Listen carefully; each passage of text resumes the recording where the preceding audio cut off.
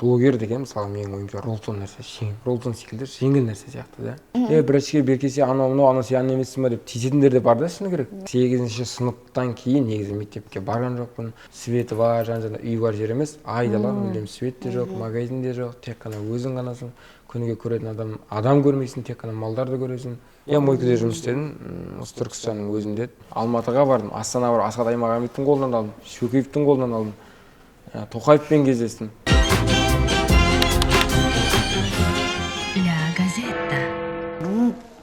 Қайда? Уақыт болды, уақыт болып қалды. Енді қазір келем деген жаңа хабарластым ғой, кеп қалдым. Кім айтпақшы, кім? Ауыл вайнері дегенші, танисың ба? Білмейді екем. Мынау недегіші, міне 239 мың подписчигі бар. Бай, мақыл енді 238 бірақ онымен не сөйлесеміз? Келді уже. Міне, Жандос, қалайсың? Бұл не сүт па, не? Ашып кеткен емес па, нау айтер? Айран қостар ба, айран қостар. Болды, айтсаң ол да рахмет. Рахмет.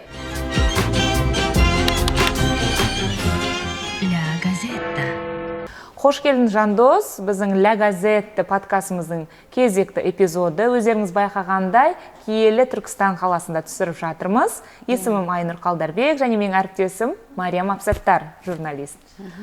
Бүгін Жандос саған хабарласқан кезде не деп ойладың? Налар кімдер, не үшін шақырып жатыр деген сияқты ой болды ма?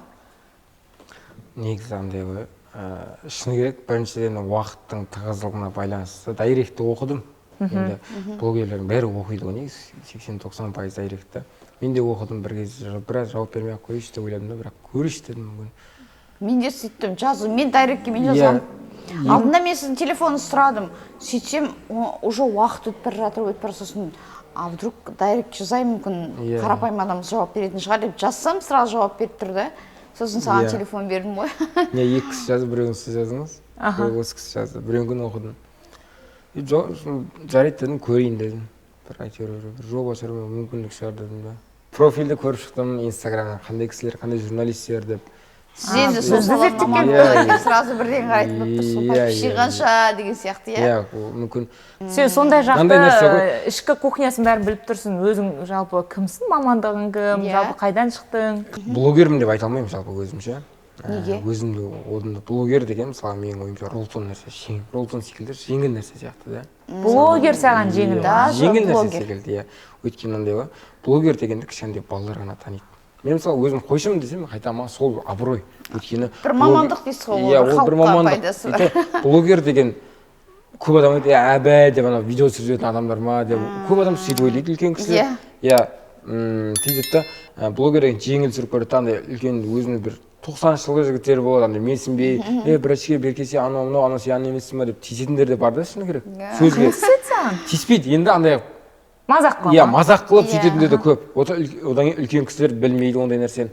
Ал қойшы десе кішкентай баладан үлкен кісіге дейін біледі да бір жағынан. Қазаққа жақын. Сен блогер болғаннан қойшы болған саған авторитетный ма? Иә, абыройлы. Өйткені блогер емес, ауылдың баласы ғой деп қолдайтындар көп. Сен сөйтіп танылды ғой, ауыл вайнері деген. Сөйтіп қолды да, ауылдың баласы деп. Ой, мүмкін қалада жүріп болғаны блогер бола алмайтын ем, сөзін таза. Мақтанасың ғой, демек. Иә, ауылда шыққаннан мақтанам. Қай ауылдансың? Қандай керемет. Осы Түркістанда Шаға деген ауыл бар. Шаға деген, иә, жақын ғой. Өзіңді кім санайсың жалпы? Өзімді жалпы мен 8-ші сыныптан кейін негізі мектепке барған жоқпын. Бір андай кітапқа, бір әдеби нәрселерге, бір спортқа, бір өнерге жақын адам емеспін негізі, шыны керек. Иә, бірақ ауылда 8-ші сыныпта бітірдім, одан кейін ауылға мал бағуға кеттім. 2012 жыл. Бұл кезде бар болғанда 14 жастан ба, сондайдам 2000. Өзіңнің малың ба, жоқ әлде жұрттың малын бағып жүрсің ба? Қалайсың да? Өзімнің малын бағым. Ол кезде мен барған кезде бізде мал аз еді. Сөйтіп мал бақтық, енді отбасылық жағдайымыз ғой, бір бай, бір әлеуметтік жағдайымыз керемет емес еді да. Сондай баламыз осы біздің баламыз ғой, немереміз ғой деп оқытатын әулетте ондай жағдай болмады. Сол себепті ауылға барып мал бағуға тура келді.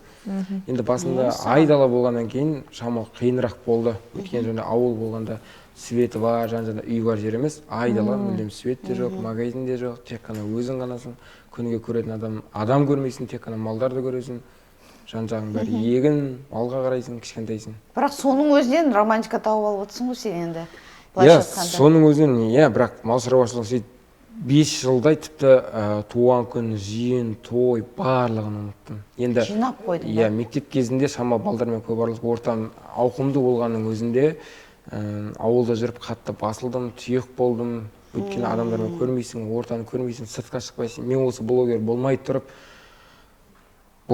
мысалға 2020-да бастадым блогерлікті да 2020-ға дейін мен Түркістаннан ешқандай қалаға шықпағанмын ары кетсе Кентау, Шымкентке барғансың ба? Шымкентке барғанмын. Тіпті Қызылорданың өзіне барып көрмегенмін. Шымкенттің өзіне де қыдырып бармағанмын, тек қана тірліктерімен барғанмын. Өйткені қол тимейді, қол тимейді, қаражат. Жағдай келмейді. Иә, жағдай да келмейді, уақытта тиеміз. Отбасың туралы айта кетсең осы. Отбасым туралы ма? Ата-анаң кім, бар ма ол кісілер? Иә, отбасым менің толық. Бауырларым бар, ата-анам да бар, әжем де бар, 3 ағайындымыз. Өзім үйдің үлкенімін. Енді атам да әжем де бар, өзім атам мен әжемнің баласымын. Сол кісілерге кеттің ғой, иә? Иә, сол кісілердің қолында болдым, сол кісілердің қолында өстім. Өйткені ол кісілер мені өсірді. Сөйтіп сол жылдары 5-6 жыл сол ауылда жүрдім. Мал шаруашылықпен айналыстым, сол болды. Ал енді мынау видео түсіру деген идея қайдан келді? Сосын қалай бастап көрейінші дедің ба? Бастап кездесең оқырманың қанша еді?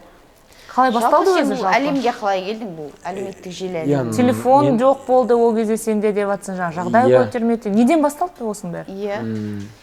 Қандай ғой, мен сол ауылда мал бағып жүрген простой телефон ұстаймын ба? Простой телефон ұстадым, 2700 деген ұстадым. Сол кезде ұстап жүргенде портал дейтін бар тұғын. 100 деген мүмкін білесіздер, мүмкін білмейсіздер. Соған звондайсың. Оған звондайсың.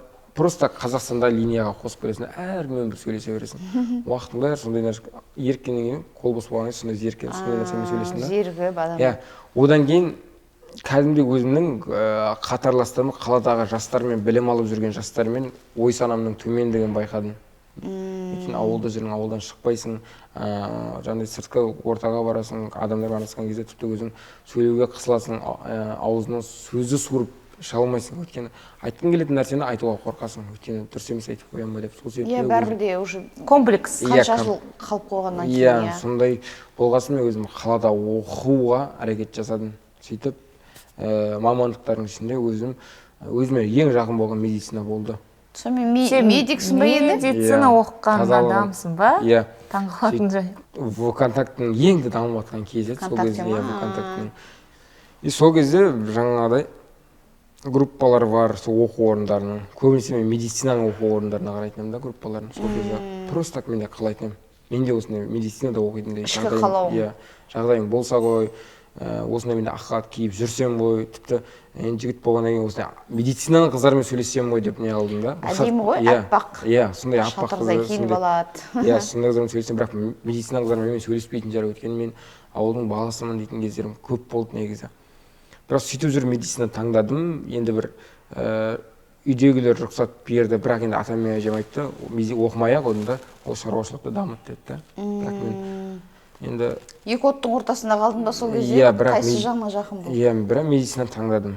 Медицина таңдаған кезде енді оқуға ақша төлейтін жағдайымыз болды, бірақ десе де жүріп тұруға ақша керек болды. Сол себепті мысалы азынан обедке дейін сабақта болсам, кештен түнгі 1-ге дейін жұмыс істедім. Не істедің? Мойкада. Мойкада? Иә, Мойкада жұмыс істедім. Осы Түркістанның өзінде дәл медколледждің қасында. Медколледждің қасында жұмыс істедім. Одан кейін сол оқу орнына түскеннен кейін барып сахна осындай. Соны айтам, бойыңда актерский шеберлік бар, тұнып тұр ғой кәдімгідей. Актерлық, сахна, көркем сөз, іс-шара жүргізу, одан кейін журналистикалық сондай нәрсенің барлығына қатты қызықтым. Сөйтіп қызығып жүріп сөйтіп оқу орнының өзінде жаңағыдай ішкі нелер өзіміз басқару үйім бар, қоғамдық шаралар. Сөйтіп жүріп бірінші курста Жігіт Сұлтан деген бар. Сол жерде видеоролик жасап, әйтеуір сөйлеп, сахнаға көріне бастадым. Бірақ уже сол ненің өзінде, сол бір іс-шара мен концерттің өзінде бір рөлді алып шығамын деп, колледждің бір 50% танитындай звезда болды ғой. Уже дәрежеге жеттім. Анау емес, сол кезде сенде өзің бойыңда бірінші рет сенің пайда болды ма? Жоқ, ол кезде блогерлікке қызыққан жоқпын ол кезде. Жоқ, блогерлік емес. Сен айттың ғой, сен ана қыздармен де сөйлесу, көпшілікпен де сөйлесу, яң болатынмын деп. Сенде өзіңе деген сенім қашан пайда болды?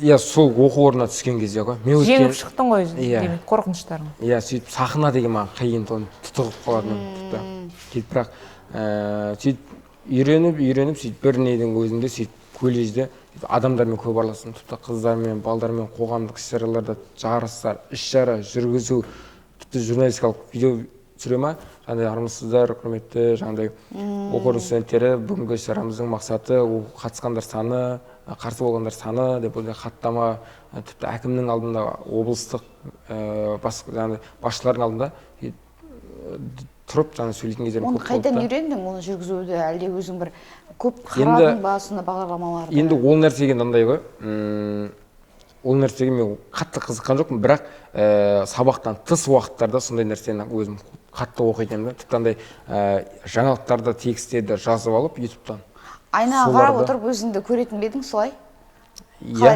менің атым қожадағы сияқты. иә жоқ айнаға дайындалмаймын просто өзім жазып аламын сөйтіп өзім дайындалатынмын да сөйтіп іс-шаралармен жүріп мойка бар сөйтіп бірақ сабағымды мен қатар алдым өйткені мен 24 қыздың арасында бір өзім бала оқыдым мәссаған жалғыз ұл арпа ішінде бір бидай болған иә солай оқығаннан кейін намысқа тырыстым да бірақ бір түгірдім да бір түгірдім болмады бүкілі бес болды Бірақ мен үшін нәтижеде неге өйткені мен парадокс медик емессің қазір иә ол салада қызмет жасамайсың. мен үшін бір жетістік та 4 алмау деген ше өйткені мен білімі төмен адам едім мектеп кезінде 8-ші класстан кейін иә оқымағансың. оқымадым арада 5 жыл тоқтап қалдым 5 жылда ешқандай кітап оқымадым сөйтіп екінші курста сөйтіп екінші курста қоғамдық шарам бар сабағым бәрі 5 болған бар оқу орнын сөйтіп грантқа ауыстырып берді мені демек сенің бойыңда ұмтылыс мықты болып тұр ғой Иә, намыс дейміз ба иә одан кейін менде басты нәрсе ол қарапайымдылық болған шығар деп ойлаймын өйткені мен оқу орнында араласып жүрген кезде пол жуатын сантехник апайлармен ағайлармен қатты араластым адаммен мұғалімнен басшылықтан көрі сол кісілермен қатты араласып және олармен шай ішіп әзілдесіп апай дейміз әпше деше деп тиісіп жездем уақытта анау мынау деп тиісіп сөйтіп ойнап қатты араластым да содан кейін енді адамның пейіліне қарай алланың өзі береді ғой содан кейін шығар сөйтіп оқу орнында жүрдім одан жеңілдігі бар алматы оқу орнында жүріп барлық нәрсеге шықтым алматыға бардым астанаға барып асхат аймағамбеттің қолынан алдым шөкеевтің қолынан алдым тоқаевпен кездестім соның бәрі оқу орнында дәрігер болмасаң да саған бұл өзіңе деген сенімділік Иә, қоғамда өзің ұстау Қай кезде қандай бірінші түркістан облыс болып бірінші келген кезінде аха сол кезде ол кезде сен уже бізде жастар орталығы ұйымдастырылған кез Тоқаев облыс болған кезде сен кәдімгідей ол кезде атақ кәдімгідей Енді оқу бетке орындарына, тұтар сондай иә, азамат оқу болды орындарына сөйтіп белсенді жас иә дейді белсенді жас болдым сөйтіп оқу орнында оқып жүрген кезде жаңағыдай оқу орнынан тыс Нұр Отан, Жас Отан, қалалық жастар орталығы, облыс іс-шаралармен жүріп, әйтеуір өзімді барынша дамыттым. Одан кейін колледжде оқып жүргенде актерлік шеберлік әсіресе менде. Жылататын рөл, жаңағыдай мүгедектің, соқырдың сондай рөлін көп ойнадым да. Сол себепті де актерлік шеберлікті меңгердім. Сол оқу орнында бір білімім жоқ, бірақ десе де сондай түсе берген сайын өзің әр нені образ алған сайын сол нәрсеге шыңдала бересің ғой. Тіпті алқаштың рөлін ойнаған кезде алқаштармен бір күн өмір сүріп көрдім базарда жүріп. Білгім келді алқаш болып. Ал білгім келгенде ол сен отбасыңда, жан жағыңда ондай адамдар болған жоқ па мысалы? Достарың арасында ішетін деген сияқты. Енді жаңағы алқаштармен бірге тұрып көрдім деп жатсың ғой. Енді көбінесе енді тұрмыстық жағдайда отбасында әкесі, ағасы бір сондай ішетін, ішкіш болады мысалы да. Оның барып қажет жоқ еді ғой деген. Бізде ондай отбасы болмады. Арақ ішетін бір темекі шегеді. Темекі насыбай адамдар отбасымыздың әулетте сондай жүр, бірақ ішетіндер жоқ болды сөзін. Ашығы. Бірге іштің ба сол кісілермен? Жоқ, ішетін адам болмады. Ішпедім, просто так әңгімелестім олар. Мен бір күн тұрғанда үйіне барып тұрған жоқпын. Бірақ мысалы көшеден бір алқаштылық болатын, жататын жерде. Просто әңгіме айтасың, не үшін ішкенін. Мен мысалы оқу бітіргеннен кейін жұмысқа кірдім. Бірақ жұмысқа кірген кезде халықпен жұмыс істеу өте қиын ғой негізі. Біреуіне жағасың, біреуіне жақпайсың. Медбрат болып па кәдімгі? Иә, медбрат болып больницада жұмыс істедім. Бірақ өзіме ұнамады негізі. Шыны керек ондай халықпен жұмыс істеу, енді қызығып түскен мамандығым шығар, ол бір жұмыс істеймін деп. Ожидание реальность болды ма? Бір жұмыс істеймін деп түскен жоқпын, шынын айтайын, мамам медицина, бірақ өзімді жан-жақта дамытайын, оқиын, білімді болайын, шамалы ертең күні үйленгеннен кейін де бала шағаң бірдеңе деп сұрап тұрса, мен білмеймін, мамаңа бар дейтін, мамаңа бар деп айтпай, сондай шамалы білімді арттырайын дедім. Солай оқыдым да сөйтіп жұмыс істемей одан ауылға барып тіпті мал баққаның тиімді деп ойладым өзім. Өйткені өзің би, өзің қожа, енді астында еркіндік иә, бар. жаңағыдай. Жандос, енді отбасын құрғансың ба? Жоқ, кішкентаймын. Қаншадасың? Иә. Құпия отбасын. Құпия? Кішкентаймын.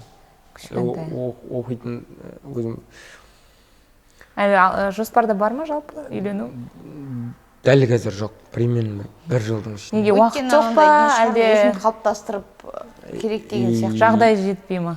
Жоқ, жағдай жетеді бізде ше. Мындай ғой, осы оқу орнында жүрген кезімде бізде ата мен әжемде мысалға енді жағдай дұрыс салған кез болды оқуға түскен кезде. Сол кезде бізде әр жыл сайын жаңағыдай малдың пайдасына жаңағыдай бір үй салып қоя беретіндей болды да. Өйткені мысалы қаланың көзіне бір 3-4 үйіміз бар да мысалы. Ешкім алпайды. Просто дүние болып тұрсын деп.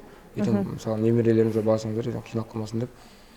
Барасың үй, мысалы үйленемін сен біреуін саламын, үйлене саламын. Бірақ жағдай бар, бірақ ол ата мен әжем жиғаннан бөлек өзім үй салып, үй бастаған. Өзің істегің келе ма соны? Иә, ол нәрсе өзім істегім келеді. Мысалы қазір үйленіп алып, үй салып, машина алу деген ол өте қиын нәрсе екен да. Өзім де мысалы жолдас балдарымда көріп жүрмін да. Үйленіп алды, бір қызы бар. Тіпті 200 мың айлық алғанның өзіне жеткізу қиын. Үй сала алмайды, машина ала алмайды. Жаңа айлық 200 мың деген сияқты әңгіме шет шығып жатыр ғой. Жалпы қазір өзің айлығың бар ма? Табысың қанша? Вайнерліктен, блогерліктен түсе ма? Пайда бар ма? Блогерлікті негізі табыс табу үшін не алған жоқпын, бастаған жоқпын мен. Өйткені мен блогерлік дегенге қызықтым. Өйткені мысалға жаңағыдай ауылда жүрген кезде көрдім ғой. Мысалы әншілер бар, әншілердің концертіне қатысып, мен де осындай фанаттарым болса, мен де осындай танымал болсам ғой, мен де осындай блогер болсам ғой деп, мен де мысалға басында бізде бірінші шығып жүрген блогерлер фанаттар болдым, солар фан-сер жасаймын, солардың да фан-серісіне барып сондай болып жүрдім да. Сондай мен де қалай да таныламын дедім. Қанша болды басында оқырманың? Басында 0-ден бастадым ғой мен. Ешқандай таныссыз, мысалға табысқа келетін, нақты табысқа келетін болсам, жаңағыдай блогерлікте мен табыс таппаймын.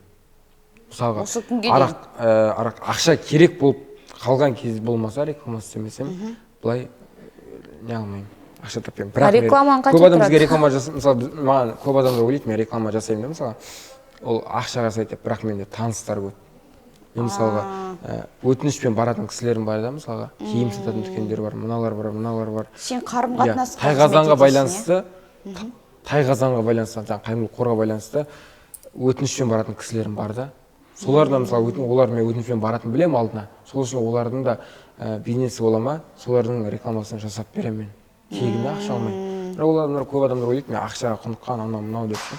Бірақ олардан ешқандай ақысыз жасап беремін. Жандос, жаңа тайқазан деп жатсың ғой. Енді Түркістанда тайқазан деген танымал тайқазанымыз бар. Бірақ әңгіме ол тайқазан туралы емес қой. Тайқазан деген сендер құрған қор, иә? Сол туралы айтып берсең, ол қандай қор, мына өз ауыл вайнері деген, ауылда қой, жаңа ешкі сауып жүретін, сүт сататын бала деп қабылдайды ғой енді көбісі вайнер сон. Бірақ сен атқарып жатқан тірліктерің туралы біраз стористеріңнен неден көріп байқап жүрміз. Сол тайқазан туралы айтып жүрші. Енді тайқазан мен өзім жаңағыдай мынандай ғой. Үйде ауылда тұрған кезімде де, енді ауылға баратын машина болмай қалып, жаңағыдай қатқан нан жейтін кездер көп болды. Мысалы үйде ауылда ит көп қой, итке 3-4 қаптап жаңағыдан қатқан нан әкеліп қояды. Сен бір вайның ол шындық болып тұр ғой, сен бір видеоң болды. Қатқан нан әкеліп қояды. Мысалға үйде машина бармай қалатын кездер болса, көзде қатқан нан жейтін кездер болады. Үйде нан болмай алма өрік жеп, дарбыз қауын жеп жүре беретін кездер көп болғанда. Сен сөйтіп қатқаннан жеп, шынымен жеп жүрдің ба, вайндағылардай? Ол бәрі шынымен болған нәрсе ғой. Мысалы, идеяң қалай ойласаң, өміріне, просто өміріне болған оқиғалар. Ол сенің өмірің болды, ешқандай жасанды.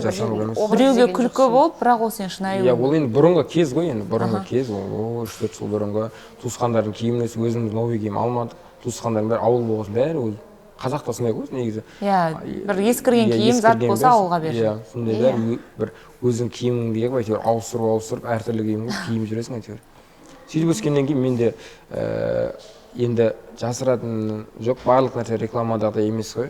Мұқтаждарға мемлекет тарапынан, телевизорға, наныша тарапынан ақша бөлінді, мынанша үй берілді дегенмен мұқтаж отбасылар қаншама, тым көп, нан таппай жүрген отбасылар қаншама, бала-шағасы бағымы киімге зәру болып жүрген. Ал біз ондай нәрсені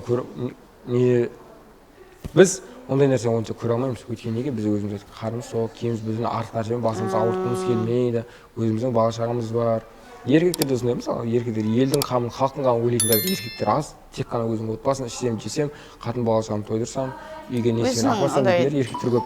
өзінің үй ішінің артылмайды Иә, дейсің. сол нәрсе болғаннан кейін мен өзім қолымнан келгенше көмектесем дедім. Иә, мен бір бай емеспін, жаңағыдай бір өзім қолымнан келіп мынаны жай малым сатып ойбай деп мына отбасыларға көмектесетініне, бірақ әйтеуір халықтан алып халыққа берсем деген мақсатта осы тайқазан бұрын құрылған топ, бірақ ұсыныс тастап осындай жүргізесің ба дегеннен кейін мен өзім алып жүргізіп жатырмын да, өйткені менде мүмкіндік бар. Жоқ, мүмкін сізге біреу шықты ма, нанын таппай отырмын, киім таппай отырмын, бар ма деген сияқты шықты, содан пайда болды ма? Жоқ, мен өзім студент кезде ондай нәрсемен көп айналыстым. Ерікті болып па? Иә, ерікті болып, оқу орнында жүрген кезде жаңағыдай топ ашып, сол кезде араласып бастаған негізі. Бірақ кейін кішігірім топ қой, енді студенттермен қандай анда-санда ғана мұқтаждарға барасың, өйткені ақша жоқ, студентсің. Кейін бар осы, одан кейін оқу блогер болғаннан кейін бәрін тастап кеткем деген, мемлекеттік мекемелер, жастар орталығы, Нұр Отан, колледж бәрін тастап ауылға кеткем ғой. Қайырымдылық іс-шарадан бәрін тастап кеткем. Сөйтіп осы Тайқазанға келіп қайттан бастадым. Сол бұрынғы өміріме қайттан қауыштым. Иә, Тайқазан нақты немен айналысады? Кәдімгі заңды түрде құрылған қор, иә? Қоғамдық қор. Қайырымдылық тобы емес, қайырымдылық тобы қала деңгейінде, ал республикалық деңгейде қоғамдық қор. Мемлекет тарапынан тіркелген, жаңа кәдімгі мемлекет айлық беретін, бізде жаңағыдай мысалы садақа жәшіктері бар ма? Садақа жәшіктерімен отчет береміз мемлекетке. Мысалы мынандай қаражат бір күнде мынандай магазиннен мынанша қаражат жиналды деп, әр садақа жәшіктерінен ол қаражаттың қайға кеткенін. Қанша садақа жәшіктеріңіз бар? 26-30-ға жоба. Қаланың қай жеріне қойылған? 30-ға жоба. Магазиндерде бар. Дүкендерде. Тайқазан садақа жәшігі деп тұрады, кәдімгідей.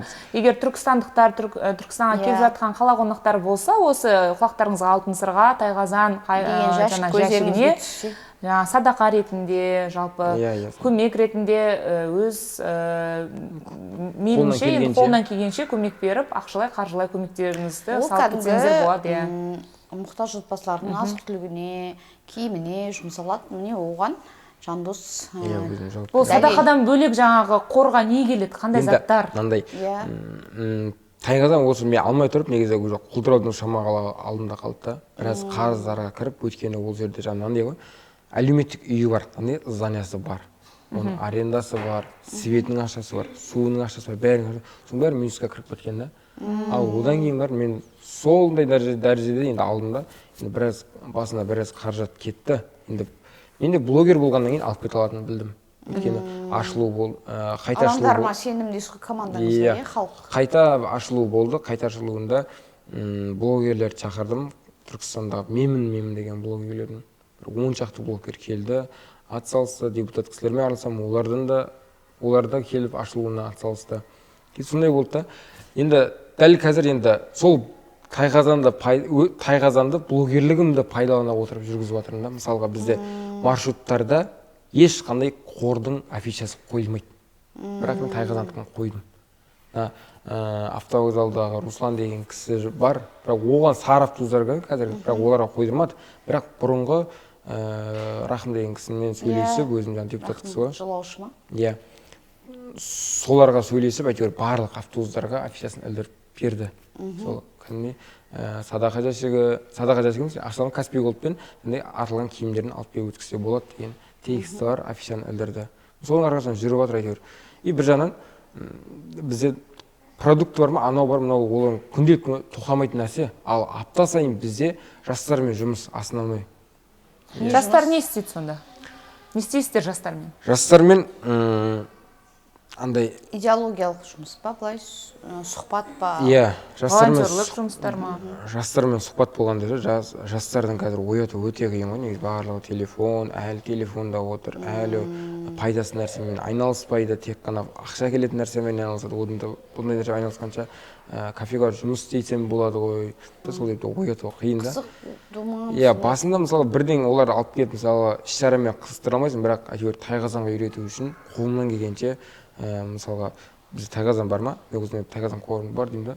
Жаңағыдай тамақтану орындарына шығамын, киімдерге шығамын, солардан скидка алып беремін. Оларға да пайда. Иә, бірінші ынталандырып аламын. Оларды мен Тайқазанның жұмысымен жұмсамау үшін, істетпеу үшін да. Ал содан бері ынталандырып алғаннан кейін уже бір топ болады, бір-бірімізге іс-шара ұйымдастыра береміз. Бізде мысалға ай сайын қала деңгейінде бір мешіт тазалығы болады. Қалада 33 мешіт тазалығы, 33 мешіт болса, соның ішінде өзі 18 ба мешіт бар нақты. Иә, соның ішінде бір күнде мысалы 100 жас жиналса, 100 жасты жинайсында мешіттерге бөліп тастаймын. Сондай іс-шаралар болады. Одан бір андай ауқымды іс-шаралар болады. Толаға секілді өзі іс-шара, мысалы басында жарыс болады, аяқ жағында қайырымдылықпен бітетіндей нәрселер болады. Балалар үйі бар. Ол қордан шамамен айына қанша шығады? Шамамен миллиондай шығады. Сол жаңағы қандай бағыттарға жұмсалады ақшалай? Ақшалай азық-түлік, жастармен жұмыс, основной сол нәрсеге ғой. Бірақ енді андай ғой. Мемлекет тарапынан жұмыс істегенде көп нәрсеге ақша болып тіреледі ғой негізі. Ақша болып қолын қысқа болып қалады, біраз нәрселер істеуге болады да негізі. Бүкіл магазинде бар да садақадар. Мысалы тайқазаннан барып қоямын. Мысалға бір тайқазан жәшігінің өзіне бір айда мысалы 200-мыңдай 300-мыңдай ақша түседі. Әр жәшікке сондай да. Мен мысалы тайқазанға 20 шақтақта, бірақ ана бір қайырымдылық мекемелерінікі бар 50, 60, 100-ге дейін бүкіл магазинге кірсең сол садақа жәшіктер тұрады да. Ақша деген түсіп жатыр. Бірақ халыққа жұмыс көрілмейді. Мешіттердің несі бар. Жаңа дайын да.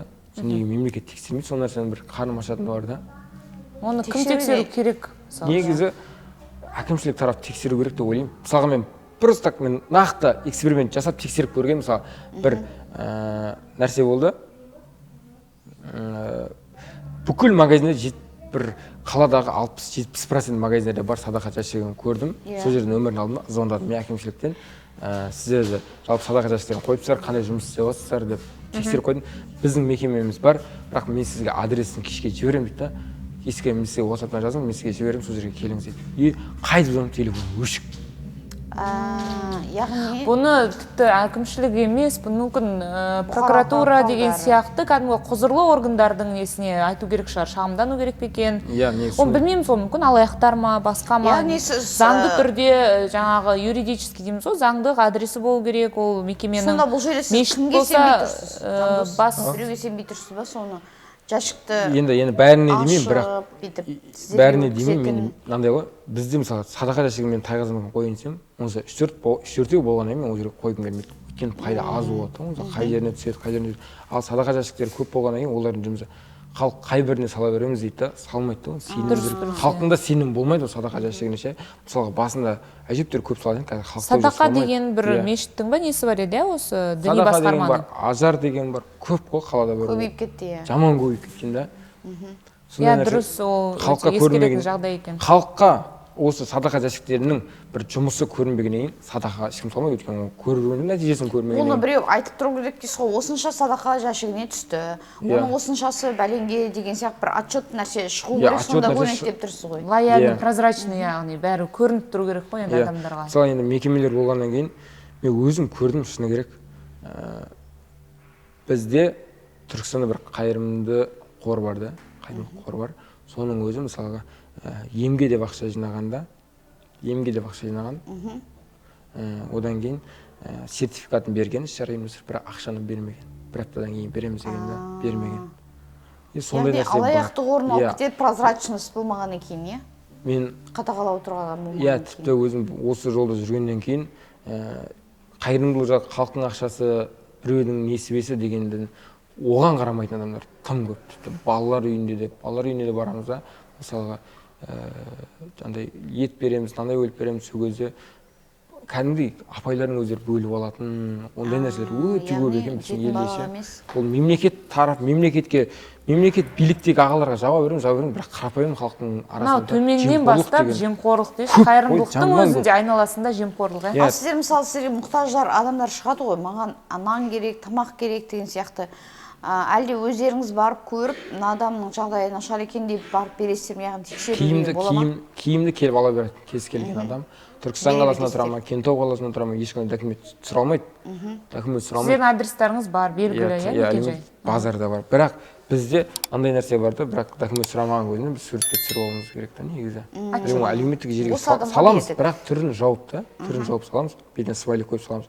Бірақ соның өзінде қарапайым халық қандай, тек қана әшейін барып алып кетсем дейді да, біз оны суретке түсірген көзінде боқтап, ойбай сендер әшейін видео үшін, сурет үшін істейсіңдер, анау-мынау сендерге керек. сендер біздің продукты пакеттің ішінде пәленбай мың қаражат бар деп мемлекеттен ақша аласыңдар анау мынау дейтіндер де көп та бізге ше. Бірақ енді біз берсеңдер көрсете беріңдер деген сияқты иә. түсіре алмасақ халыққа қалай отчет береміз, ол нәрсе де бар да бізде. Иә. Өзің де содан айлық аласың ба? Иә. Бірақ менде айлықта енді мынандай ғой, ашығын айтайын, қоғамдықтың айлығы маған 75 мың деген бір маған бір жыртығымды бір жамайтындай бір не емес, ақша емес емес, бір енді мен мұқтаж болсам, бірақ сол 75 мысалға мен сол 70 өткізбесем де болады документ ше, айлық басқа бір жұмысқа алсам да болады. Бірақ мен одында ол адамға айлық бергенше мен сол айлықты алып одында қорға жұмсасам деп мен одында соны алып отырмын. Мысалы бізде қоғамда айлық береді да, бірақ 75-ің өзін маған келіп тиіседі да олар ше. Сен жұмыс істемейсің, сен Алматыға барасың, сенің жұмысың сағат 9-да бастау керек, 6-да шықпайсың, сол жақта жүруің керек, сен бұл түсінбейді. 75-ің өзін маған не қылады да, сен акт толтыра. Бір жерде отырғызып қойғысы келеді ғой. Өйткені жұмыс қоғамдың тапсырыс негізі заңы сондай ғой енді. Біз таблет өтсем кезде мысалы мен мысалға жұмыс уақытында 8 сағат сол жерде тұрмын деп документ өтсетім рас. 19 күн бойы жұмыс болды. Таблет өтсем сол рас. Бірақ мен отырып қалсам қоғамдық қорда отырып қалады деп түсіндім. Иә, мен бір жерде отыратын болсам, ол қоғамдық қорда жүрмейді. Мен блогер болмасам, мен ешкім онда үлкен кісілер араласады деп айта алмаймын. Жоғары жақтан бір қысым, осы қоғамдық қорды тартып алу деген сияқты бір әрекеттер болды ма, әлде байланыс қалай жалпы? Болған жоқ ондай нәрсе. Әйтеуір ел ағалары бар, өзіміздің ағалар бар, депутат кісілері бар, әкімшілік тарапынан. Алар бар ғой, ондай жаңа қысым. Депутаттармен жақсы араласам деп қалды. Иә, енді депутаттармен жақсы араласқан есігін теуіп көрмеймін, бірақ сыйласатын ағаларым бар да. Нақты менде мынандай бір депутат болды деп араласпаймын, бірақ барынша ағалы інілер ретінде, бірақ бауырмал. Саяси түрде емес, ресми түрде емес, бейресми түрде мен ол кісілермен араласамын. Оларды халыққа көмегі тию үшін дейсіз ғой, онда да өзіңіз жеке басыңыз үшін емес. Жеке басым мәселем үшін емес. Халыққа пайдасы тию Ал үшін. сен осы блогерлігіңді пайдаланып, сені пайдаланғысы келгендер болды ма? Келетіндер бар ма? Или әлде келетіндер дейміз. Көп мені пайдаланғысы келетіндер, Түркістан мекемелер көп. Сен жастар таниды ғой, мектеп аралайықта, андай-мындай дейтін мекемелер көп менде ше. Ал егер сізге шықса, ресми түрде ертең сайлау болады деген сияқты, Жандос, сен бізге жұмыс істесей бірігіп, біз саған ақша төлейік десе келісетін бе едің? Депутаттар бар ғой, шыққан депутаттар да бар. Қазірдің өзінде мекемелер бар. Атын айта аласың ба? Айта алмаймын, бірақ енді қазір Түркістанда өзі 12 ма, 15 па өзім танитын араласатын кісілер бар ғой. Солардың ішінде бар. Пайдаланғысы келді. Мен пайдаланамын деп нақты айтпайды, бірақ сенде Тайғазын деген бар екен, ой, жастармен жұмыс істейік та, саған бір жоба ұсынайық та дейтіндер де бар да. Мен олардың нәрсеге жұмыс істеуіме болады мекемелерге. Бірақ мынандай ғой, тек қана олар футболкамен береді, жаңағыдай чай кофесімен жібереді. Просто пайдаланып қолындағы тегін пайдаланғысы. Шайы бар, пайы жоқ қой ар жағында. Иә, шайы бар, пайы жоқ. Ал егер айлық төлейм, ақын төлейм десе келісесіз бе? Егер мен қордағы студенттерге ынталандыру мақсатында берілетін нәрсе пайдасы болса қорға істеймін мен.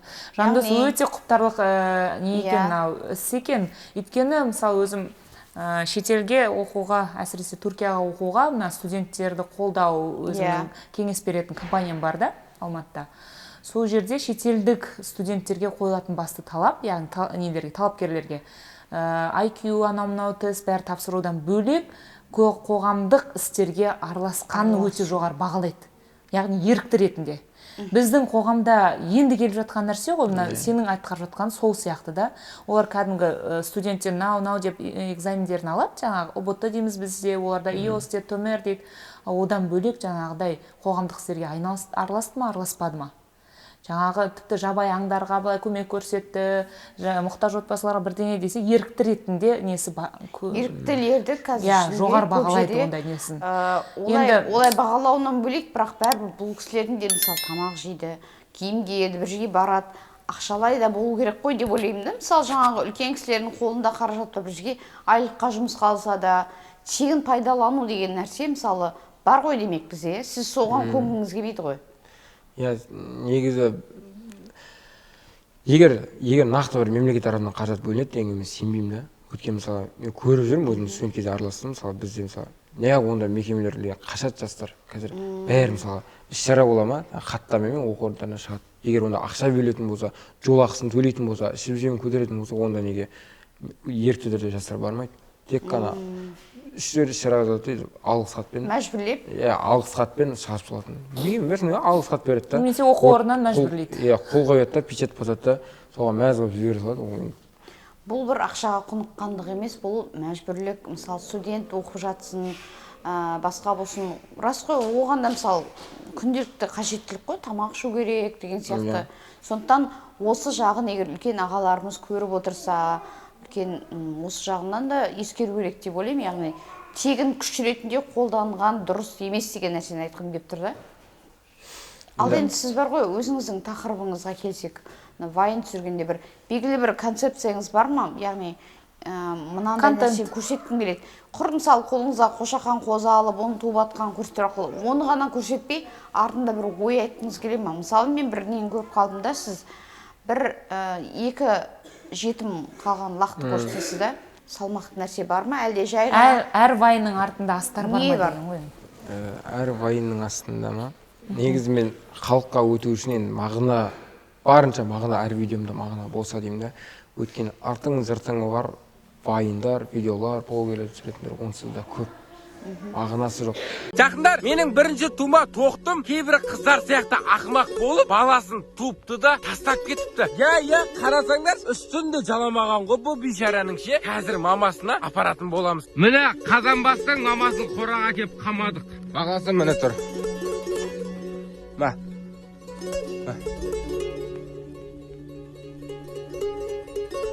Енді жас тоқты болғасын, бірінші рет туғасын бір қателік жасап қойғанда, енді бірақ баласын әкеп берсем бауырына басып алды ғой. Енді мал болса да кейбір жас қыздарға қарағанда аналық махаббаты жоғары екені көрініп тұр ғой енді. Мен мына нәрсеге таң қаламын да, блогерлер, вайнерлердің вайндары қалай дамыды. Жеңіл нәрсе да мысалға. Тым жылайтын жер жоқ, күлетін жер жоқ, ойға алатын жер жоқ, ой түйетін жер жоқ. Сенікінде бар ғой. Бірақ сонда да жастар оны көреді. Мысалға бұрын өнер қырандары, Алдар Аспан, Шымкент шоу, бауыржан біз көретінбіз, ол күлкілі бар, ортасында мағынасы бар. Бірақ оны қазір жастар көрмейді. Өйткені ондай мағына нәрсе, бір күлкілі нәрсе жастарға кереміз. Әшейін ақшамен түсірілген нәрсе, сол жерде әр вайында байлық көрінсе болды, бір қымбат машина көрінсе болды, соған қызыға ма білмеймін да. Бірақ мен әйтеуір менікінде бірақ барлығын айта алмаймын, бірақ мен де қолдайтын өзімнің оқырмандарым бар. Ауылдың, мысалға басқа блогерлердің аудиториясында кішкентай балдар ақша қызығады, машина қызығады. Мен де осындай блогер сияқты осындай машина мінсем ғой, осындай үйде тұрсам ғой, осындай ішіп жесем ғой дейтіндер кішкентай балдар да енді асына көбісі. Ал менің аудиториям взрослый, қандай кісілер, ауқатты кісілер көп менің. Өйткені бәр байлардың көбісі осы ауылдан шыққан, мемлекеттік мекемелердің кісілерде ауылдан шыққанда, ауылды сағынып мені көретіндер көп. Мысалы менде 25-тен 45 жас аралығындағы кісілер өте көп та, мысалы аудиториямда. Және кішкентайлар да бар ма? Кішкентайлар ол тиктокта. Инстаграмда кішкентайлар өте аз менде. Тиктокта иә, тиктокта бәрі. Мен ауылдың өмірі қалай болып жатыр екен деп бақылау үшін көретін сияқты ма? Ауылда шынымен. Енді сағыныш. Иә, сағыныш болады. Біздің ауылда ескі үй болғаннан кейін ауылдағы нәрселерді, өзімнің кішкентай кезімдегі нәрселерді бәрі андай болып тұр ғой жаңағы. Ауылдан адам кетсе де, адамнан ауыл кетпейді деген болып тұр. Әрбір қазақтың ішінде ауыл бар ғой. Шын мәнінде сол өзіңіздің тұрып жатқан үйіңіз ба, әлде өзім тұрып жатқан образды осындай үй деген сияқты адамға әсер ету үшін ескі үйді таңдап алдыңыз ба? Өзім бұрыннан тұратын үйім. Сол жерде 3-4 үйіңіз бар екен деп қойсайшы Түркістанда. Не ауыл үй? Мен өзім ондай бір байлықты данный момент мен өзімнен машина алуға да жағдайым жетеді да. Әлі жүгілумен жүрмді мысалға, жүгілумен жүрмін, сол үйде тұрамын, әлейске тұрамын. Бірақ просто адамдар қарапайымдылықпен ұстаған келеді да. Мысалға киім, мысалға бір дүкенде женский киім тұратын болса, и сол полный клиенті көп болады да, и бірде мужской киім сататын болса, сол жерде клиент жоқ болады.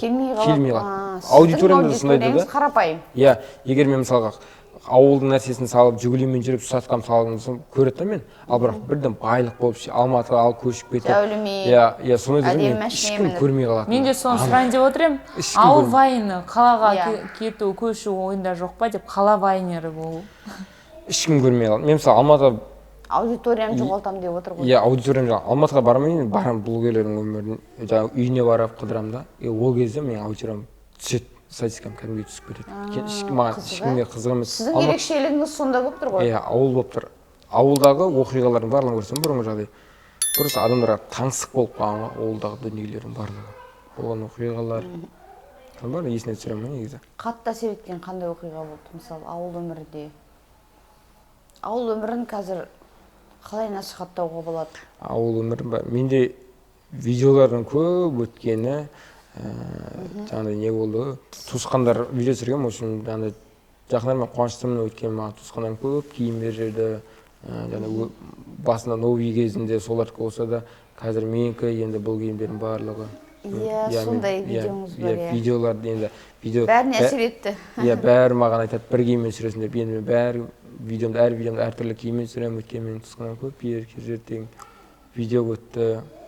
Одан кейін жаңағыдай Жетім лақ, иә, маған жетім лақ өтті. Одан кейін мысалға мынандай нәрсені келтіруге болады, мысалға бір қой туады, просто соның бала саласына жүгіресің, бірақ сол қозы сонда да артынан қалмай жүгіреді да, қой артынан. Сен қатты жүгір, жай жүгір, қой артынан қалмайды да, мысалға.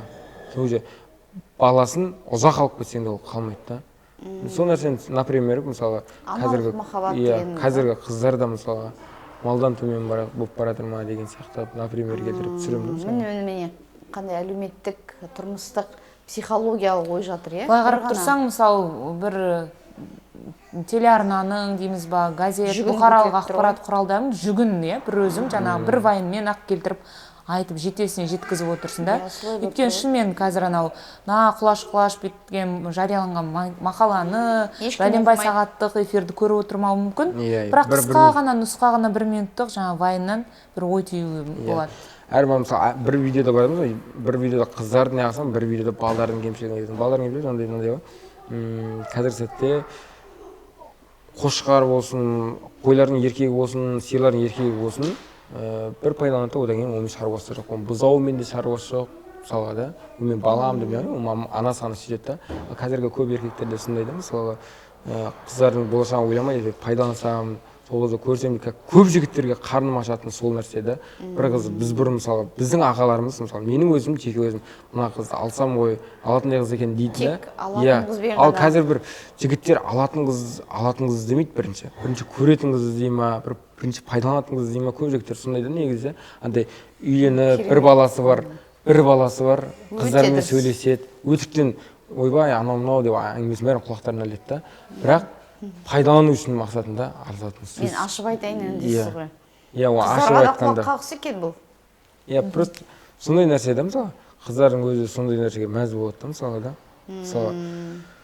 Қыздар кінәлі ме, оны ер адам? Негізі бұл жерде енді ер адам кінәлі ғой, өйткені андай шынымен де ертең мысалы пайдаланып оның бала шағасымен де, қыздың өмірімен де оның шаруасы болмайды ғой. Мысалы, турасында малдың да еркегі дәл сондай, ертең ол тіпті ол үйленген болуы да мүмкін деші? Иә, ол үйленген болған жігітке қазір бәрі ғой. Сондай қоғамда болып жатқан нәрселерді. Сен вайниндарың бәрі сол әлеуметтік қоғамдық тақырыптарды қозғайды. Иә, бірінші енді көп неге қалатыным, өзіме минусқа қалатыным ол жерде адамдарды малға теңегенім. Оған бір нетпеді ма, сен біз сағамамыз ба деген сияқты хейттерлер. Мен ондай жазса қуанам қайта өйткені. Жігіттер сынағанда жігіттер ұрып кетіп ондай болған жоқ па, сен кімді ондай айтып тұрсың деп? Әлде іштей мойындай ма?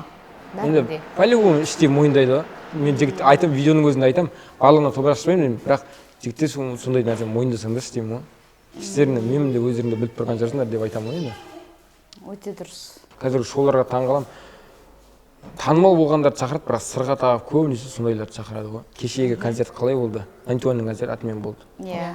Статусқа салды. Мен өзімді ағаларым бар, статусқа салды. Бір салып көрді. Мен ойладым, бұл қолымызға келмейді ғой, атымен болу деп. Ондай нәрсе ол Түркістанда болмаған, жаңа атымен болу деген концерт. Сонда бір көрейші дедім. Соларды атымен жасайық деген нәрсені салып па? Иә. Бір история салдым. Бірақ мен нақты айтқан жоқпын, өйткені мен андай ғой, бәріміз бірге медеміз ғой, по-любому олар қанша жерден жұлдыз болсын, звезда болсын, ертең олар кездеспейтін адам емес, мен де осы жолда жүргеннен кейін кездесетін адам да. Сол себепті жаман қылып салмадым, бірақ десе де екі-үш тұла қылып шығардыңыз ба? Иә. Олай етейік деген жоқсыз. Иә, бірақ келмесе дұрыс болар еді, бірдеңе істеу керек еді дедім. деп история салдым. Одан кейін өзімнің бір кісілер бар, ағалар бар, айтпай ақ қояйын, бір спортта жүрген ағаларым бар, солар бастайсың ба деді, біз сені қолдаймыз деді. Мақұл дедім, бастаса қолдаймын.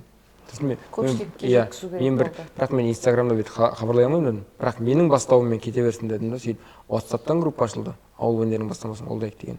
Сөйтіп ақсақалдар ол кісілер ақсақалдар алқасына шықты, әкімшілікке шықты. Сөйтіп 1,5 менің ішінде күннің 1,5 сағаттың ішінде атымен болды. 1,5 сағат. 1,5 ғана сағат. Иә, өйткені мен байқағам таңертеңгі анау Түркістан Я арнасында болады дегенде дайындық болып жатқан анонсы жарнамасы кетіп жатты. Бүгін осында кешке болады келіңіздер деп. А түскі жаңалықтарда уже отмена болды деген нәрсе айтылды, иә. Кері қайтарылды. енді сондай нәрсе болды да. Билет бәрі сатылып қойған ба сонда? Соның бәрін қайтарды ма, не істеді? Иә, 3,5 миллиондай шығын болған ғой. Мен менің сөзіме керуенде концерт ұйымдастырушылар өзім ағам негізі. Беласар деген. Беласар деген ана жердегі. Ықпалыңыз сеп тұр ғой, былай тікелей танысып жоқ, ол кісі менің араласқаныма енді көңіл толмайтын еді, аралассам. Мен білетін болдым, өйткені сол кісінің өзі ұйымдастырып жатыр. Өйтіп өзі қанша банкрот болады. Иә, оған шығын ғой керісінше. Бірақ мен ол сондай болды да, одан кейін 1,5 сағаттың ішінде атмен болды да. Одан кейін атмен де жаңалық шықты. Мен өзім таңғалдым, кәдімгідей бірден атмен болды ма деп. Мүмкін ба, емес па деп тұрдыңыз ғой. Иә, өйткені 3 мыңдай. Сенің бір ауыз, яғни бір сторисіңнің несі сондай дүрбелең туғызып кетеді деп ойлаған жоқсың ғой? Иә, сондай болады деп ойламадым. Өйткені 3 мың билеттей өткен. Өйтіп 1-ақ күн қалған ғой. 1-ақ күн қалған. Өйтіп сөйтеді да, концерт атмен болады да, Исус 91-ның жігіттері бар. Телеграм. Мүмкін жоғары жақтан әсер еткен шығар, дәл сол уақытта ана аузына келгенін айтып, иә. Иә, енді мен өзімді айта алмаймын, деп айта алмаймын. Бірақ WhatsApp-та группа бар, ауыл өнерін қолдайды деген. И то одай кісілер қаладағы мықты мен деген жастар бар.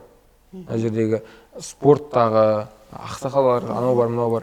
Одан кейін өзім білген әкімшілік тарапынан кеше керуендегілер айтты, ауыл өнер бастағасын, анау осындай қоштап сөйтіп кетіпті, сосын атмен болды деп айтты да өзіме. Я бастадым, анау дейтіндер болды енді. Бірақ сөйтіп сол атмен болды 1,5 сағаттан. Сөйтіп бір кезде қарасам, мысалы атмен болғаннан кейін жарты сағаттың ішінде қарасам, Инстаграмда маған дайректте бәрі қарға боқтап отыр ғой, кішкентайлар. Неғып боқтап отыр деймін ғой бұлар. Фанаттары да. Соның фанаттары ғой. Иә, неғып боқтап отыр, қақтан келіп отыр, біреу бұларға айтты ма деймін ғой. Отписаться еткендер болған жоқ па? Жоқ. Енді менің аудиториямда ондай жоқ қой, менде ондай. Оны қолдайтындар, мені қолдамайтындар жоқ қой аудиториямда. Солардың фанаттары келіп. Иә, солардың фанаттары келіп боқтайды, қарғайды, неге өйтіп отыр деймін, бұлар қақтан келіп отыр деймін. Сөйтеміз. Бұл кезде естімеген кезіңіз бе еді? Естігем, атмен болған естігем. Бірақ естігеннен кейін жақсы жаңалық деп сап қойдым ма? Сөйттім да. Сап қойып сөйтіп Инстаграм қуып жатыр, сөйтем да. 91-ның жігіттерін бәрін көріп шығам. Сөйтіп олар телеграмнан группа ашқан. Сөйтіп телеграмнан группа ашқанда біздің жаңағыдай Түркістанда концерт жасалмауымызға дегенде сөйтіп сырғасын түсіріп жүрген, шашын боялған түсірген, татуировкаларын түсірген да. Сөйтіп ішінде біреу бастаған, в общем, ауыл байнер бастады, анау мынау деп чатта. И то чатта ашық қылып қойған олар ше. Өздері ғана жазған, бүкіл жастар жазған. Бүкіл кішкентайлардың бәрі бір-біріне бір-бірін андай қотқанда. Біреу қолдайды. Бір-бірін қозғар отыр. Әр ол жердегі бәрі енді ол 91-ның ашқан группасы болғаннан кейін ол бәрі бір-бірін қолдап отыр ғой. Қай-қайдағы ауылдың баласы деп ше. Қалай осылай қылды? Олардың тікелей продюсерінен, өздерінен бір хабарласып. Жоқ, онда ештеңе шықпады. Әйтпесе хабарласа телефонда табылады, дайректке жаза болады. Не жаза алады? 5 минутта тауып алатын нәрсе ғой. Ішіндегі бір адам жазды, бір адам жазды да, мен ойлаймын, басында жазған адамы 91-ны мақтап, жаңағыдай қазақтың артық ештеңесі жоқ, боқтап отқан жоқ, қайта қазақша сөйлеп, қазақша ән айтып шетелге шығып жатыр. Сондай нәрсе, осындай дәрежедегі жігіттерімізді какой-то бір ауылдың баласының қолдамаған ұят болды деп ше, қазақ бір-бірін артқа тартады, көре алмады ма деп ше. Сөйтіп біреу жазды, ауыл байнер деп нақты айтпады да. Бірақ сол нәрсе болғаннан кейін уже ауыл байнер деп кетті. Сөйтіп бәрі Инстаграм жауып тастайық деді. Бәрі 7 мыңнан аса адам маған жауып тастаған ғой. Инстаграм история салам өшіп кетеді, историям шықпайды. Инстаграмнан шығарып жібере береді. Инстаграм несі ғой, банға жібереді деген сияқты. Иә, сондай нәрсе бан беріп жатыр да Инстаграм маған. Историям шықпайды. Просмотрым түсіп кеткен. Бір күн бойы сондай болды. Инстаграм кіргізбейді мені. өзіме зиян тиеді дейсіз ғой. Иә, өзіме зиян тиеді. Сөйтіп Ондай нәрсе бұған дейін болып па еді? Дәл осылай ықпал еткен нәрсеңіз болды ма? ықпал еткен нәрсем ба? Болды. Нақты айтатын болсам, біздің ауылда мал дәрігерлері болған. Ауылда көрші ауылдың әкімдеріне дейін, мектеп директорына дейін әсер еткен болды. Алдыма келіп не қылғандар болды. Өткен қазір видеоның күші жетеді біраз жерге. Иә, біраз құдіреті мықты болып тұр. Бірақ сағатта ғой. Бұрын Наполеонда айтқан емес пе еді, Мариям? Баяғыда біз журналистикада оқығанда айтамыз, афоризмдерін білеміз. Қанша 400 мың ба? 400 әскерден қорықпаймын. 4 газеттен, ақпарат құралынан қорқу керек деп. 4 газетте ол кезде не болған ғой, 4 газеттен қорқам. Сол сияқты, бірақ Вайнерден қорқу керек болып тұр ғой қазірде. Мен енді мындай нәрсе бір біреуді қорқыту нәрсе емес, бірақ шамал болса да бір ықпал етсем деймін да бір нәрсеге ше. Кейде осындай да мысалы мен 91-ның жігіттерін бір жаман деп не қылмаймын. Олар өйткені боқтамайды, олардың жақсы жері бар да. Бірақ бүгін солар мен олар шынымен де қазақ үшін біраз не алды, шетелге шықты, қазақ атын шығарды. Тудың, қазақ тіліне ән шығарды. Бірақ енді ертең осы 91 тоқтағаннан кейін бізге кешегі Алматыда шулап жүрген әншілердің ешқайсысы келмейді. Нақты айтамын мен. Оларға сабақ болады, иә? Иә, боқтап, тіпті футболкасын шешіп, жаңағыда ән айтып, шулап жүрген. Туды қорлап деген нәрсе. Иә, ондай нәрселер енді Түркістан. Батыста ондай не болды ғой, иә, көтеріліп, кіргізбей қойған деген сияқты. Иә, Батыста болды, Түркістанда енді нақты болмайды деп айта аламын өзім. Кейде мынандай ой тумай ма? Мысалы, ел үшін, жұрт үшін пайдасы тиіп жатыр ғой сіздің ықпалдылығыңыздың, жаңағыдай подписчиктеріңіздің көбі. Неге осыны ақшаға айналдырмасқа, неге осыны өзіме таза қалтамада түсірмеске деген сәл де болса кейде жылт еткен ой болмай ма? Ақшаға жарнама берсем, бәрі адам ақша қызығады да. Бәрі адам ақша қызығады, бірақ енді табысындай. Менде бір ақшаға қызығу деген нәрсе жоқ. Мүлдем ше. Шынымен ба? Иә. Мысалы ақшаның өзін сатамын, мысалы күнде 100 литр сүт әкелемін да, біреуден аламын сүтті. Соны алып сатамын. Әрқайсысын 20. Қай жерде сатасың сүтті? Больницаға өткіземін, одан кейін халыққа сатамын. Базарда тұрмайсың ба? Өзім клиенттерім бар, күнде доставка 10 литр әр барған сайын 10 литрден алып, соларға апарып жатсайын. 10 точкаға апарып тастап, сонымен жұмысын. Иә, сөйтіп қайттан енді одан шаршайсың ғой. Енді мысалы бара-бара жасың ұлғаяды, қашанғы келіп 100 литр сүтті артасып тасып жүрейін. Мүмкін жаңа ферма ашып аларсың деп. Енді мен жаспын ғой, бір жағынан қимылдайтын кезім нақты. Сол себептен бір өзімді бір демалатын кезге оңай жасымен алғым келмейді. Достойны дейміз, осында достойны біреулер бір өзінің компаниясын, жұмысын насихаттауға мен саған айына осыны беріп тұрайын. Мен мамандарға да төлейді ғой енді. Сен жұмысың ретінде ұсынса ше? Киноға Алматыдан да неге түскен.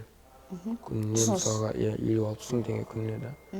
Бірақ кино кім бар? Алматыда Айжан деген кісі бар, Шерхан бар. Иә. Бір назар, соның әйелі бар. Өзім мысалы туған туыс болмасақ та. Сіздің оқырманыңыз тұрақты түрде Шерхан Пірназарды қарады. Иә, әйелде мысалы олардың бәрі мысалы араласамын. Блогер болғаннан кейін көп адаммен араласамын, бірақ тартқандар көп болды, бірақ мен ондай нәрсеге қызықпайды екенмін.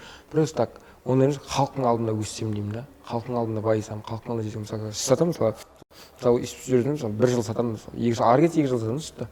Сүттен жеген ақшам деп, мысалы машина алсам да, мысалы осындай нәрсе алдым. Таза адал еңбек па соны? Қазір мысалы мен малымның бәрін сатамын, үйім сатамын, машина алсам, ой мына блогерлікпен ақша рекламаны өлтіріп жасады, блогерлікпен ақша жетістігі деп ойлайды. Барлығы дейді, қазір мен аламын машинаны. Хотя мен жаңа малым бар, шаруашылығым бар. Иә, мен сол нәрседен алғанды дәлелдегім келеді да. Бірақ дәл қазір мал шаруашылығымен көтерілу деген өте қиын ғой, негізі. Өте қиын. Өйткені малдың өнімі 10%-ке өсетін болса, оның шығыны 50%-ға өседі да. Сол себепті табыс табу өте қиын. Әйтпесе менде мүмкіндік бар, сиырлардың санын көбейтіп, сүтті өзімде өндіруге.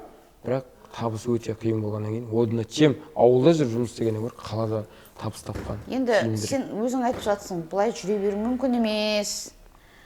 Болашағыңды қалай елестетесің? Бірақ енді менде нақты мақсат бар. Тіпті менің өзім өстіп блогер болып, бір ақша тауып жүргенмен, біздің үйдегі мысалы атам әжем бар. Олар да мысалға да өте қарапайым кісілер, видеоға түспейді мысалға. Олар да мен блогер болып айына бір 700 мың табайын, олардың да жағдай бір күшті, бір андай емес та. олар да тура қарапайым мысалға да әлі мысалға жаңағыдай үлкен кісілер болғасын қараймыз ғой енді ол кісілерге да, бірақ сондай баняға анда-осында түсетін, үсті-басы кір киім болып жүре беретін, бірақ элитный адам емес да әлі да. Айдайтыны мысалға атам бар, атамдарда мысалға тіпті иномарка жаңағыдай Toyota деген машина мүлдем айдамаған. Трактор, Москвич, Жигули. Ары кетсе Жигули. Ол үйреніп қалғандықтан ба, жоқ жоқшылықтан ба? Жоқшылықтан да бар бір жағынан да. Енді қалада шөп үйіміз бар деп тұрсыз ғой. Енді ол нәрсе енді үй деген нәрсе ол біздің дүниеміз ғой. Адамдар сатуына болады ол нәрсе, бірақ біздің ертең сендерге бала шағасын ойлап бізге керек, бізге керек деп келген. Ал бірақ менде өзімде нақты мақсат 1 жылдың ішінде қалай да мысалы менде қазір. Менде атама, үйіме, жаңағыдай үйге ақша жұмсап, үйді күшті қылып салып алуға деген ақша бар да қазір. Бұл келіктен емес, бірақ сүттен мысалға сүттен көп адам ақша жемейді. Мысалы мен сүтті аламын ба, 50-де 50 қойып сатамын сүтіне ше. Мысалы бір күннің өзінде, бір күнде 10 мың теңге табамын. Сүтті қаншадан сатасыз литрін? 300-ден сатамын. 300-ден, иә? 150-ден алып 300-ден сатамын. Соның өзінде мысалы бір күнде 10 мыңдай, 15 мыңдай пайда табамын сүттің өзінен. Сөйтіп ақша жинаймын. Соғындай жинаймын. Одан кейін жұмысым бар басқа. Сөйтіп жинап мысалға машина беруім болады, бірақ мен ондай нәрсе емес. Бірден қалай да ауыл деген кафе ашамын деймін. 1 жылдың ішінде беремін.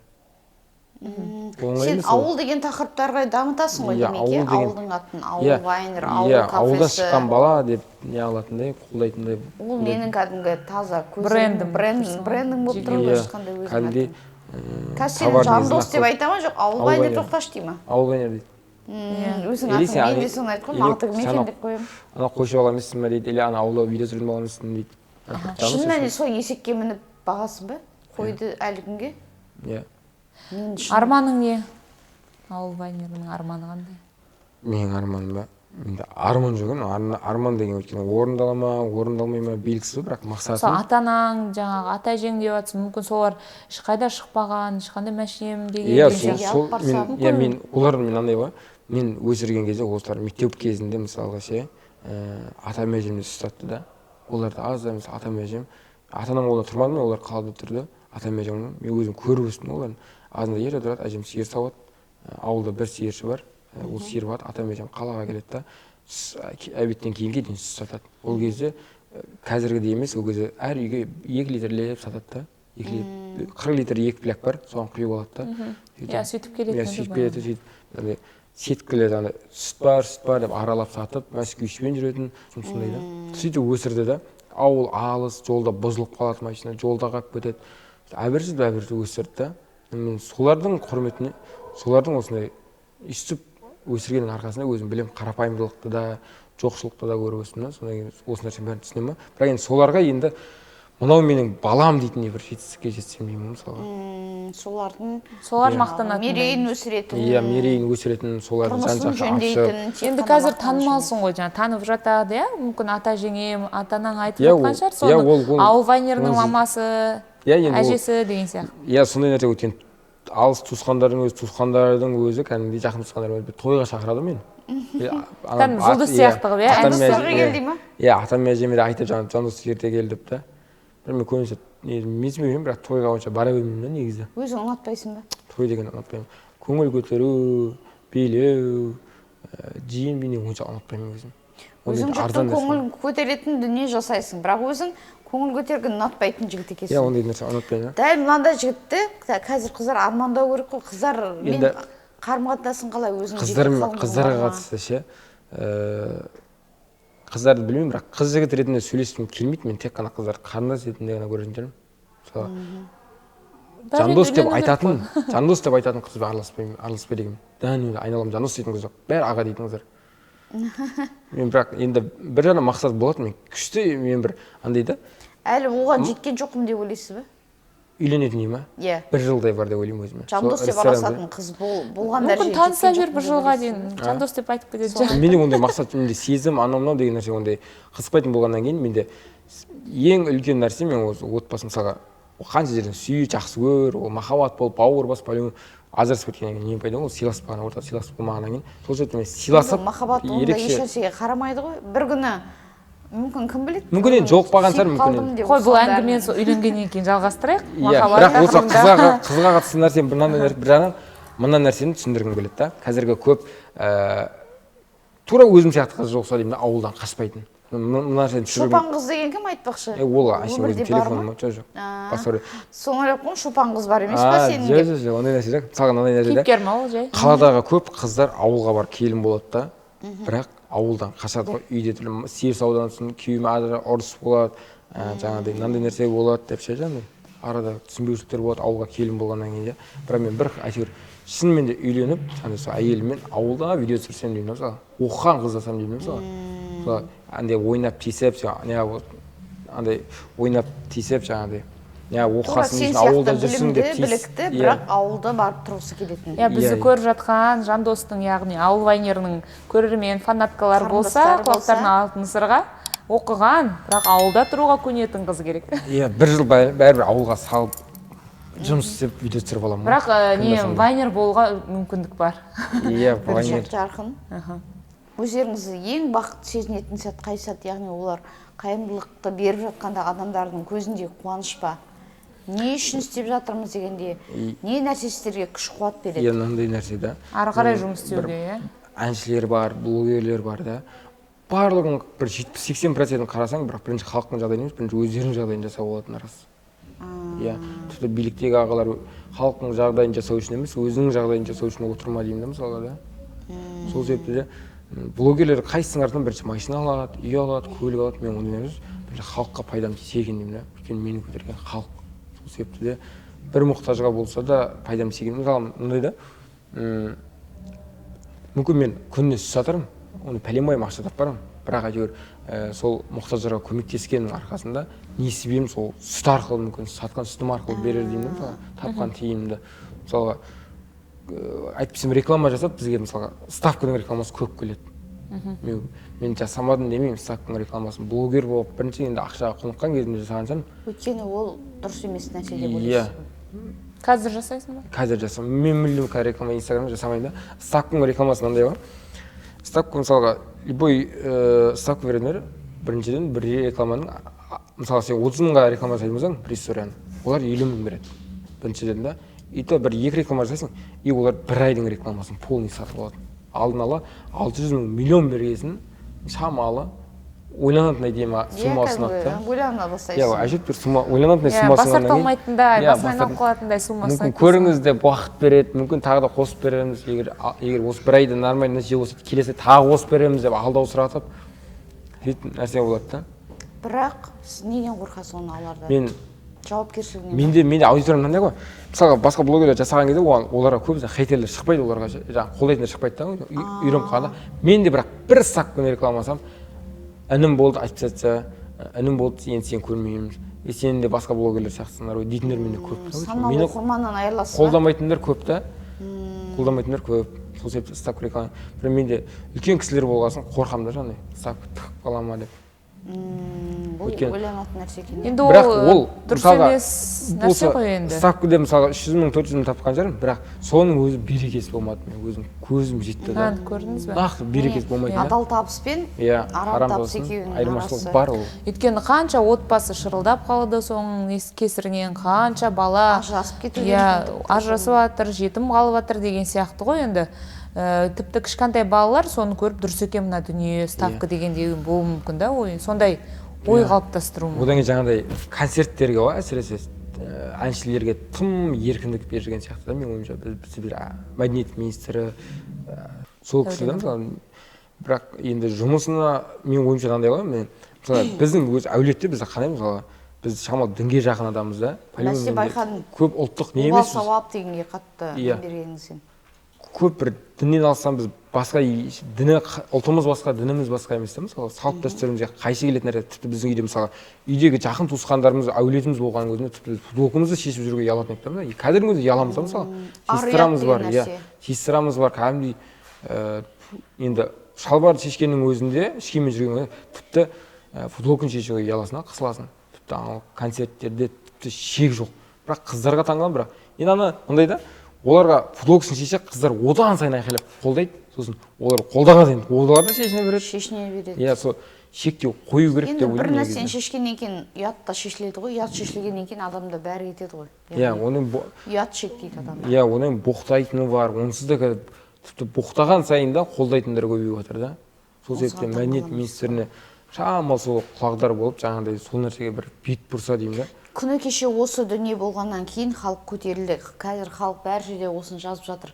Заңмен, оны тек қана кешім сатып қоймай олардан, кәдімгі заң алдында жауапқа тартылу керек. Және айыппұл салынса кішкене қалталарына ұрады дегендей. Бір заңды жағынан қолға алу басталатын шығар. Әйтпесе шын мәнінде шегіне жетті деп ойлаймын енді бұл нәрсе. Мысалы біз ауылдың видеосын түсіруге бастадық па, қазір еліктейтін жастар көп қой мысалға да. Еліктеуші өзіндік пікір, бір идея, жоба ұсынып ерекшелік алып келетін жастар аз да, некен саяқ, бірақ еліктеуші жастар көп. Мысалға мен ауылдың видеосын түсірдім ба, қазір ауылдың видеосын түсіретіндер көбейіп кетті да мысалға. Мен ауылдың видеосын түсіріп танымал болдым. Мен сияқты танымал боламын деп, жаңағыдай ауыл өнер сияқты боламын деп, андай ауылдың видеосын түсіргендер көп та. Дәл сол секілді мысалы ана әншілер де бар. Тура сол сияқты мен танымал боламын, сондай фанаттарым болсын деп, дәл сондай шешініп, дәл сондай боқтайтындар да ерушілер көп. Соған еліктеушілер, оны дұрыс деп ойлап қалады дейсіз ғой. Иә, оны дұрыс. Главное, танымал болсам болды, кейін дұрысталамын деп. Оларға айтады, мысалы, олар таңғаламын да, олар мотивация береді жастарға ше. Ешкімнің сөзін тыңдама дейді. Ешкімнің сөзін тыңдама, кім не айтады, сенің өмірің, сен жетістікке жетесің, ертең көресің, олар сенің алдыңа келеді, сен қолдамағандар деп айтады да. Идеология керек қой. Иә, бірақ ол нәрсені мен айтпаймын, ол нәрсе. Ол ертең қой деп үйіндегі ата-анасы айтады да, достар айтады қой деп. Бірақ сонда да ананың сөзі бар, жаңағыдай ешкім тыңдама деген. Жетістікке жетемін дейді да, шешінеді, ешкім сөзін тыңдамай кетеді да. Осы нәрсе өте қиын болып. Идеология, тәрбие, мағына, тіпті қазір отбасынан тыңдайтын адам жастар аз ғой қазір. Өте қиын болып кетті. Ата-анасының сөзін тыңдайтын жастар көп. Мысалы, біздің өзіміз үйде ата-анаға қарсы келмейміз біз мысалы да. Қазір қақың шығып кете салады. Ата-анасынан басқа жаққа оқуға түскісі келеді жастар. Еркіндікті қалайды. Иә, еркіндікті, тым еркіндікті қалайды да. Ол дұрыс па, бұрыс па? Негізі бұрыс қой енді. Бірақ енді бұрыс жағын айтып тұр, осылай болып кетеді. Бұрыс жағы болып кетеді. Просто мен қазақ деген қанында болғаннан кейін, осы дін, ислам діні болғаннан кейін, қанды соңына дейін сақталса деймін осы қазақ. Жаман қаным айтады осы нәрсеге ше. Кино бар, мысалға, барлық адам біздің ағаларымыз сол нәрсенің бәрін айтады да, бірақ жастар келеді да жеңіл нәрсені тыға салады. Әншінің сондай жеңіл нәрсеге қызығады да жастардың барлығы. Мүмкін уақыт өте келе ойланып, жастықтар өткен кезде 25 теңгені ойланатын шығар. Олар ойланам дегенге дейін басқа нәрсе одан да зор шығады. Олардың дәуірі екі ары кетсе үш ғасыр шығар. Мысалға әншілердің де мысалға Қайрат Нұртас, Төреғали, мысалға қазір мен нақты айтайын ба? Мысалға Қуандық Рақым, Төреғалидің концерті болып Түркістанда. Мен ұйымдастырушылардың бірі болып өзім жүрдім. Осы мамыр айында өтті ғой. Кентауда Түркістанда халық жинай алмады. Ары кетсе 100 адамға да жеткен жоқ. Мәссаған. Мысалға да. Кімнің? Қуандық Рақымның ба? Соның өзі. Мысалға ұйымдастырушылардың өзі бұрынғыдай оларға қызығушылық жоқ болсында. Мағынасы бар да, бірақ оны жастар тыңдамайды уже. Бірақ жаңа сол 91, Шиза, Ирина Қайратова келсін, одан 10 есе, 20 есе халық жинап алады. 3000 билет өсіп кетті деп отыр ғой енді. Иә, соны айтамын, сондай халықты жинап алады да. Жаңағыдай сол сияқты әншілердің, аналардың мысалы кезінде дәуірі болды, бірақ олардың да дәуірі өтті. Дәурен өтеді. Иә, блогерлерді дәл осындай дәуірі бітіп барады да. Осы әншілерден кейін блогерлер шықты. Енді қазір әншілер шығып жатыр қазір. Қайсы әншілер? Жаңа боқтайтын, дәл солардың дәуірі болып отыр да. Оны бір андай табиғи нәрсе, халыққа жақын деген сияқты дамытып жатыр ма? Қазір YouTube сериалдарда сонда өңшең боқтық сөздермен түсіріледі. Жастар нәрсе сондай нәрсеге қызығады да. Ал одан кейін ол әншілер өздерін не деп ақтап өздерін ақтайтын нәрсесі оларда мынандай да. Біз главное қазақша нәрсе айтамыз, қазақша өлең айтамыз дейді. Ето қазіргі жастар дейді бұрынғыдай орысша өлеңдерді жаттап жүрген, біздің әнімізді жаттап жүр дейді. Ето біз концертте жанды дауыс айтамыз деп өздерін ақтап алады да. Осы жағынан айтады ғой қазақша. Плюс өздерін минус жағын айтпайды да өздерін. Тек қана плюс жағын жанды дауыс айтамыз. Жанды дауыс айтсын басқаға сен бірақ бұзатын нәрсе айтады. Иә, мақтайтыны жаңағыдай білімсіз түрде әншілікке жеткені. Оқымаған, бірақ сонда да өздерінің талантымен, дауысымен жеткен. Өздеріне бір история тауып алады. Иә, бір история тауып алады да. Бүйттім, кішкентайымды, содан міне осына жетілдім. Өзінің сол тұрған тұрысын жетістік деп көрсетеді. Қарапайым халыққа жақын болу үшін кезінде мынандай нәрсе істедім, мынандай нәрсе пол жудым, официант болдым, ана нәрсені негізге алып алады да. Одан соның арасы сондай бала қазір осындай жетістікке жетті дейді. Қарапайым емес, ол бір қарабайырлық деп айту керек шығар, иә. Тобырлық санама. сол себептен мәдениет, қазақи дәстүріміз, салт дәстүріміз ұмытылып бара жатыр. Сол нәрсенің бәрін бір дәріптесем деймін да, мысалға. Менде мысалы жоба бар. Мен жоба істегім келеді. Сонда байларды жаңа ауылға апарып сиыр саудырып, жаңа жарыстырып, сондай ауылды көтеретіндей жетістікке жетуге болады негізі. Бірақ болсын бағдарламалар көтеру керек та негізі. Қазіргі шоулардың бәрі қандай? Тек қана сондай шоу ашады, тек қана танымал адамдар шақырады. Сондай нәрселер, хайп қуып жүргендер елдің алдында жүр. Ауылға апарып сондай жобалар ұсынылса, тіпті негізі бақ өкілдерінің қолынан біраз нәрсе келеді. Оны басқаларға ұсынасыз ба, жоқ өзіңіз істеймін деп жүрген? Негізі бірігіп істеуге болатын дүние. Бірақ мен өзім бірігіп істейік онда. Жалғыздығын шықпас деген бар ғой. Осы жолда осы арман ниетіңіз ауылды дамыту ғой негізгі мақсатыңыз. Иә, негізгі мақсатым ауылды дамыту. ауылды дұрыс насихаттау. Мысалы, ауылдың үздік жасы деген жарыс ұйымдастырып, қой қырқудан, мысалға сиыр сауудан қыздарды апарып үлкен деңгейде өткізуге болады да, мысалға да. Ол ондай заман келмеске кеткен жоқ па? Жоқ, 50 жылда ел жаңа дейді. Ондай нәрсені біз қолға алсақ болатын дүние деп ойлаймын. Насихаттауымызға байланысты деп ойлаймын. Мысалға,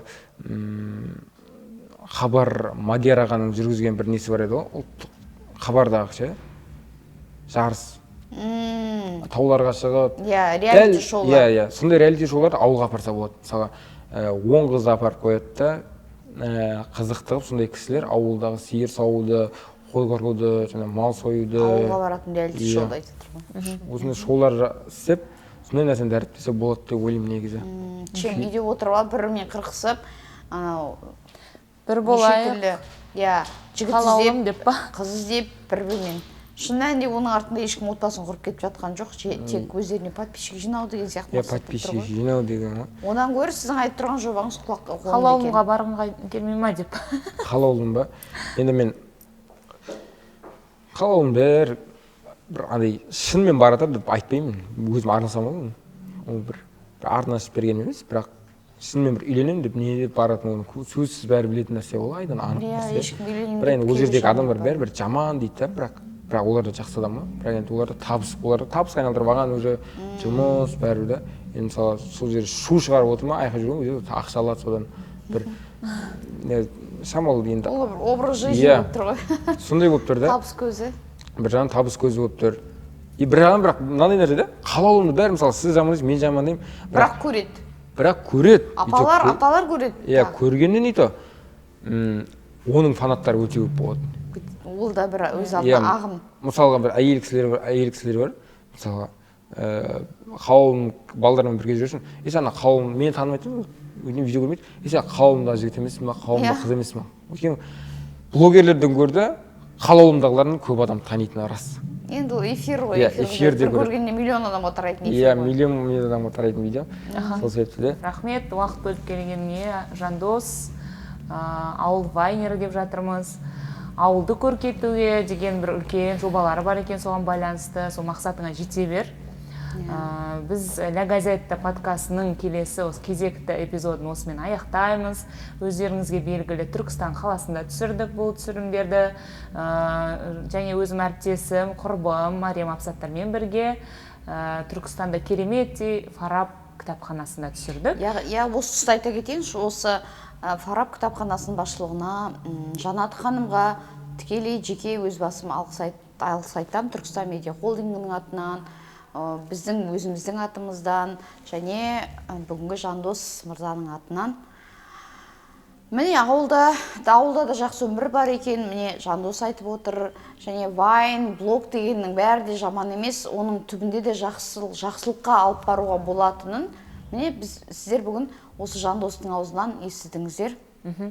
Ал құрметті көрермендер, біздің арнаға жазылыңыздар ютубтағы және қоңырауды басуды ұмытпаңыздар. Сау болыңыздар.